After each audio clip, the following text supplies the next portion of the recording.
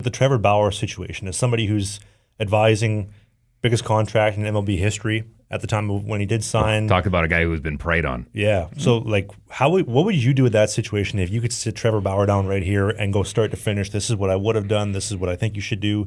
And then also the lost wages of you had X amount of dollars. She slandered your name. You lost it all. It's been debunked. She lied. She was full of shit. Sorry, I shouldn't have sworn. But, like, what do you do now? Where would you start with that? I mean, things after the fact are always very difficult, right? So the conversation is different from where you start to pick up the pieces from if you could roll time back, which none of us can do.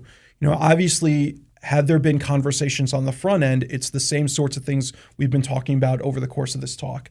You know, make smart decisions, trust no one, be really careful with who you're parking your head on a pillow with.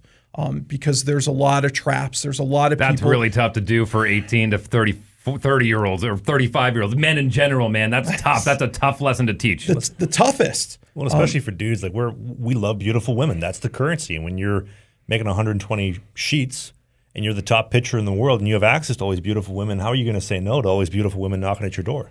Like, what would you advise them on that? You just got to be careful. I mean, you've got to think with the right head. And if you're thinking with the wrong head, you're in big trouble. And he for other people, he's the guy you can point to now, right? And say, listen, you might be on the top of the world, you might have signed the biggest contract, but as we said, no one's too big to fail. And that is example A1 of someone who made maybe not the best choices and literally cost him his career. Chris Rock said it best, where he said, men can stop chasing, but it's really hard to say no when you're being chased. And when you're being chased that much, that's tough. And when you're a pro athlete, everyone's chasing you. Yeah.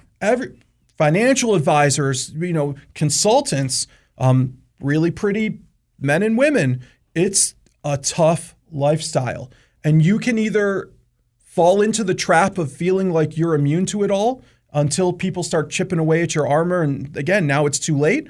Or you can understand the situation that you're in and understand that celebrity is a really weird thing that you may not have been properly prepped for and take the steps in advance to try to insulate yourself. And there's a lot of things that can be done. Or you're going to fall into the same traps as everybody else. And I think it's tough for athletes who, their whole life have been told the odds of you making it are zero, right? You'll never make it. I don't care how good you are. The odds are so much against you.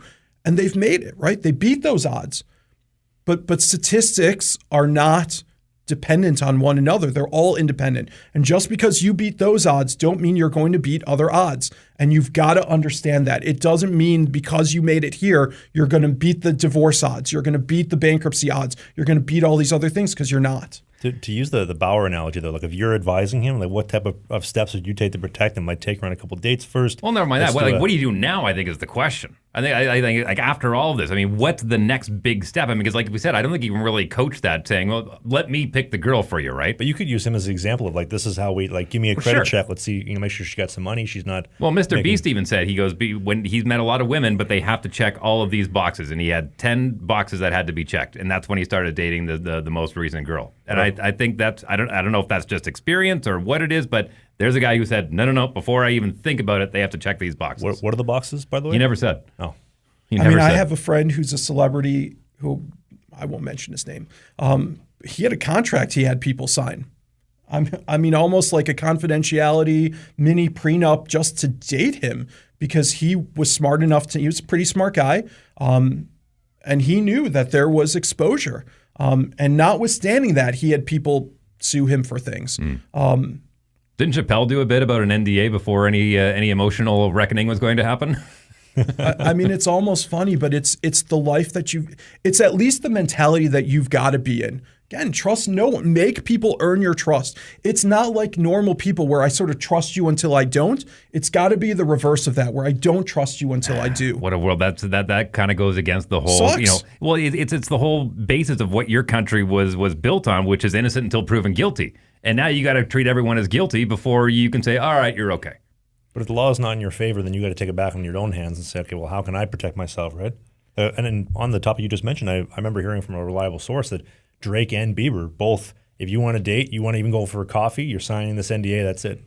But again, even an NDA is only as good as the paper it's written on, right? So if I sign an NDA and I disclose something, I can't unring that bell. The information's out. So maybe there are financial consequences, but if I'm some schmo without a lot of dollars, I mean, sort of going back to the question you posed with Trevor Bauer, what does he do? Can he sue this woman? What assets does she have? I mean, maybe he gets a victory in court, but what that gets him is a piece of paper saying that this person owes him millions of dollars when she's got 2 nickels to rub together. Well, coming from a guy who went through a very lengthy lawsuit, more often than not, they ain't worth it. Like, they're really not, man. They're hard on the family. They're hard on your psyche. They're hard on your sleep at night. They suck. They absolutely suck. So what does Bauer do then? Because he had the tweet the other day, I'll play for $0 with just incentives. I want to pitch. I'm the smartest, best pitcher on the planet.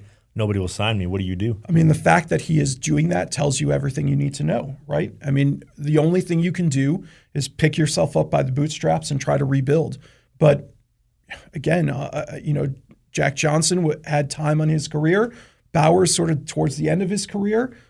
I think teams are going to look at someone like that saying, listen, even if you're good, do I want the baggage that comes along with you? And the answer is probably no, because maybe the difference between him and the person with the clean record is so infinitesimally small that they're better off with the other guy. And that sucks for Bauer. We do a hockey podcast called Sling the Biscuit every single Sunday. The clips, the bite-sized chunks are right here. Only the hits, the full-length show, which you don't want to miss, is right here. That's Dave. I'm Travis. We'll see you soon.